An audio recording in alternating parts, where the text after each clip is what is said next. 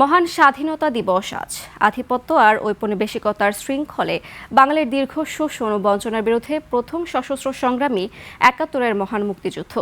২৬ March প্রথম প্রহরে স্বাধীনতার ঘোষণায় দীর্ঘ ৯ মাসের রক্তক্ষয়ী যুদ্ধে অর্জিত স্বাধীনতা পতাকা ও বাংলাদেশ নামের ভূখণ্ড।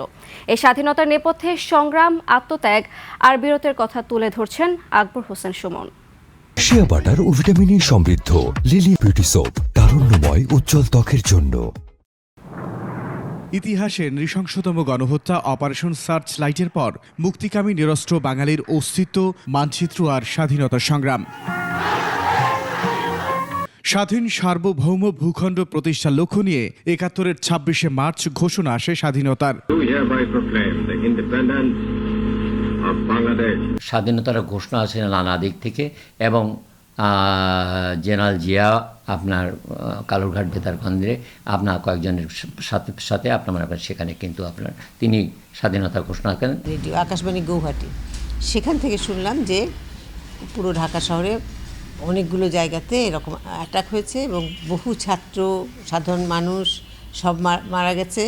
শহীদ মিনার ভেঙে ফেলা হয়েছে, ছাত্রদের হলগুলো অ্যাটাক করা হয়েছে। রেডিও গৌহাটি থেকে এটা শুনলাম। আর বাংলাদেশ থেকে শুনছি খালি তখন বলতো এলান সামরিক আইন জারি হচ্ছে একটার পর একটা। পশ্চিম পাকিস্তানের বৈষম্য ও শোষণমুক্ত হতে এভাবে শুরু হয় প্রতিরোধ যুদ্ধ।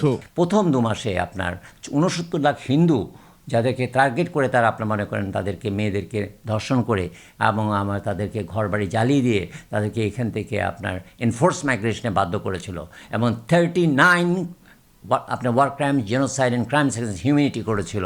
এই ২৬শে মার্চের আন্দোলনের মধ্যে দিয়ে বাঙালি জাতি তার নিজের জাতির পরিচয়টাকে পেল, একটা স্বাধীন দেশ পেল এবং নিজেদের ভাগ্য গড়ার সুযোগ পেল।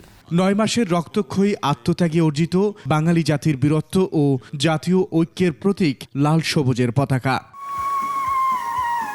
আকবর হোসেন সুমন, ২১শে টেলিভিশন, ঢাকা।